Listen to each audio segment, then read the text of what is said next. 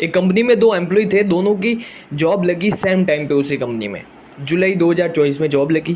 दोनों की सैलरी में फ़र्क था। एक एम्प्लॉय ए की सैलरी रखी 15,000, एम्प्लॉय बी की रखी 20,000। 5,000 का difference, because of employ B के पास थोड़ा सा एक्सपीरियंस ज़्यादा था, एम्प्लॉय ए के पास एक्सपीरियंस कम था। तो सैलरी दोनों की अलग अलग हुई। अब उनको 1 साल हुआ, तो जाहिर सी बात है 1 साल बाद दिवाली को बोनस तो मिलता है, तो दोनों को बोनस मिला।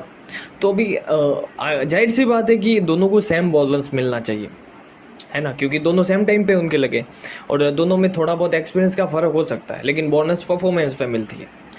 तो पता है आपको बोनस कितना मिला दोनों को? नंबर 1 एम्प्लॉय को मिला, यानी कि एम्प्लॉय ए को मिला 45,000 रुपये और एम्प्लॉय बी को मिला 1.5 लाख। दोनों सेम टाइम पे आए। हाँ, भले ही थोड़ा बहुत एक्सपीरियंस ज़्यादा है एम्प्लॉय बी का, लेकिन दोनों सेम टाइम पे उस कंपनी में आए। दोनों की परफॉर्मेंस उस कंपनी में अलग अलग थी। दोस्तों, ये बात जानने की होती है कि किस प्रकार से दोनों की बोनस में इतना सारा डिफरेंस आया, मतलब 1 लाख का डिफरेंस आया। एक को मिला 50,000 45,000 और दूसरे को मिला 1 लाख रुपए, 1 लाख 1.5 लाख रुपए, सॉरी। तो ऐसा क्यों हुआ? आज मैं आपको बताता हूँ एक पूरी स्टोरी और पूरा डिटेल में आपको बताता हूँ किस प्रकार से आप भी कहीं पे भी जॉब कर रहे हो अच्छा खासा बोनस, अच्छा खासा बेनिफिट आप उस कंपनी से ले सकते हो अगर आप इन कुछ रूल्स को याद रखो तो। रूल्स नंबर 1, एम्प्लॉय ए था ना, उसके अंदर एक ऐसा माइंडसेट था कि वो सोचता था कि मेरे को सब कुछ आता है, इसलिए कभी वो सामने से ना तो कभी काम मांगता था और ना ही वो कभी बोलता था कि मेरे को काम दो। वो सोचता था कि मेरे को तो सब कुछ आता है, काम कोई देगा ना तो कर लेंगे। उसका माइंडसेट था कि कोई अगर उसको समझाना चाहे तो वो नहीं समझता था, वो बोलता था तू जाना भाई, तू ज्ञान मत दे। एम्प्लॉय ए का माइंडसेट ये था। और एम्प्लॉय बी था ना, वो कहीं पर भी बीच में आ जाता था। एम्प्लॉय बी क्या करता था, कहीं पे भी अगर कोई काम नया आने वाला या फिर कुछ नया इनोवेशन हो रहा है तो उसमें बीच में जाके खड़ा हो जाता था, बताओ क्या हुआ, हाँ सुनता था ध्यान से, थोड़ा सा रिसर्च करता था, नोट डाउन करता था और फिर उनको बताता था कि ये काम मैं ऐसा कर सकता हूँ बीच में जाके। बल्कि वो बात दूसरों की है, जो सीनियर्स लोग हैं उनकी बात है, लेकिन एम्प्लॉय बी वाला आगे जाके वो काम करता था। उसका माइंडसेट ये था। जो एम्प्लॉय ए था ना, वो अंडे के ऊपर ध्यान दे रहा था और एम्प्लॉय बी था वो मुर्गी के ऊपर ध्यान दे रहा था। अब अंडे मुर्गी की कहानी क्या है? देखो, अंडा होता है वो एक बार आता है, एक बार उसे कोई खा ले तो वो ख़त्म हो जाता है। अंडा आता है, अगर फूट जाए तो वो ख़त्म हो जाता है। लेकिन जो मुर्गी होती है ना, वो ऐसा नहीं है कि एक अंडा देने के बाद ख़त्म हो गई, नहीं, वो बार बार अंडे देती रहती। तो जो एम्प्लॉय ए था वो हमेशा आउटपुट पे फोकस करता था कि मेरे को ये करने से मेरे को क्या मिलेगा, मैं जब ये काम करूँगा, मैं जब ये नौकरी करूँगा, मैं इस कंपनी में जॉब करूँगा तो मुझे क्या मिलेगा, मुझे कितनी सैलरी मिलेगी, क्या मुझे कम सैलरी तो नहीं मिल रही मेरे काम से, क्या मैं जो काम कर रहा हूँ वो मेरा ही है, दूसरों का तो नहीं है, क्या मुझे जो पोजीशन मिल रही है वो पोजीशन मेरे लिए है, मुझे जो आता है वो है, नहीं। या फिर अगर कोई नई पोजीशन ओपन हो रही है कि यहाँ पर एक आदमी की ज़रूरत है जो उसकी सैलरी भी अच्छी होगी, तो वो क्या सोचेगा कि सैलरी बढ़ाएगा फिर पोजीशन लूँगा, फिर सीखूँगा। लेकिन एम्प्लॉय बी क्या करता था, वो ये नहीं सोचता था कि यहाँ पर मेरे को सैलरी कितनी मिलेगी, वो ये सोचता था कि यहाँ पर मेरे को ग्रोथ कितनी मिलेगी, मेरी सेल्फ इम्प्रूवमेंट कितनी होगी, मैं अपने आप को कितना ग्रो कर पाऊँगा यहाँ पर। अगर मैं इस कंपनी में जॉब लेता हूँ तो मुझे क्या मिलने वाला है, ग्रोथ के रिलेटेड। 2 साल बाद मेरी ज़िंदगी कैसे होने वाली है, क्या मेरी वही किसी भी ज़िंदगी रहेगी कि सुबह आओ शाम को जाओ, या फिर उसमें कुछ चेंजेज होगा। वो हमेशा प्रॉफिट के बारे में सोचता था, क्या मेरे आने से इस कंपनी में प्रॉफिट होगा, क्या मैं कुछ इम्पैक्ट क्रिएट कर सकता हूँ इस कंपनी में आके। तो काफ़ी सारी चीज़ें उसके दिमाग में चलती रहती थी, राइट। एम्प्लॉय ए का तीसरा माइंडसेट था कि वो कभी भी टीम के साथ नहीं बैठता था।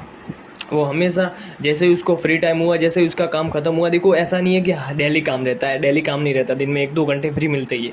तो वो फ्री का टाइम में क्या करता था एम्प्लॉय ए, हमेशा टाइम पास करता था, मतलब रील चला रहा था, यूट्यूब देख रहा था, कहीं घूमने निकल जा रहा था, 1-1 घंटे तक बाहर चला जाता था।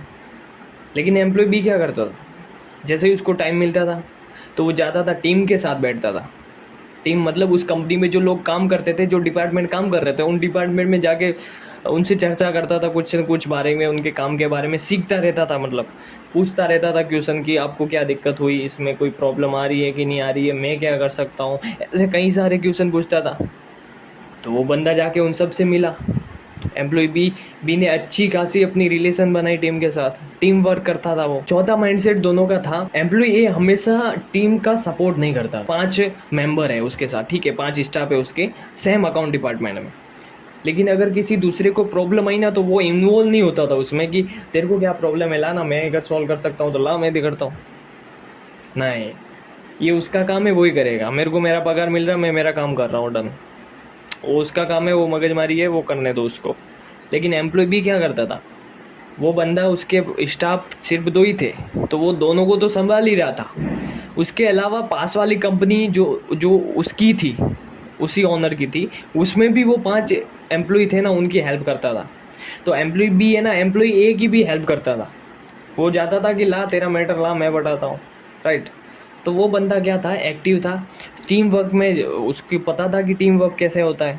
तो वो मतलब टोटली उसको बोला जाए ना तो एक लीडर माइंडसेट का बंदा था, एक लीडर की तरह उसका काम करता था दिमाग। तो इसी कारण से एम्प्लॉय ए को 45,000 मिला, 50,000 मिला, एम्प्लॉय बी को 1.5 लाख रुपए मिले, 1 लाख रुपए। ये इसी बात के हैं, सुबह टाइम पे भले ही नहीं आता था, लेकिन जो उसका टाइम शेड्यूल था ना, वो टाइम पे तो आता ही था, लेकिन अगर वो एक्स्ट्रा बैठता था ना तो वो कुछ नया सीखता था, नया करने की कोशिश करता था, कुछ ना कुछ नया हो जाए। तो बस यही अपना माइंडसेट रखो। अगर आप कहीं पे जॉब करते हो, किसी भी कंपनी में, किसी भी दुकान पे, किसी भी कोई भी जॉब कर रहे हो आप, XYZ, कुछ मैटर नहीं करेगा आपका, अब मत देखो सैलरी, लेकिन जो वैल्यू आपके अंदर है, आपका माइंडसेट है, वो यही होना चाहिए कि मैं यहाँ से कितनी ग्रोथ कर सकता हूँ। आप मत सोचो कि सैलरी कितनी मिल रही है मुझे, भले ही 15,000 मिले, लेकिन जो आप सीख रहे हो ना, वो 2 साल बाद आपको 1 लाख, 2 लाख, 3 लाख दे सकती है।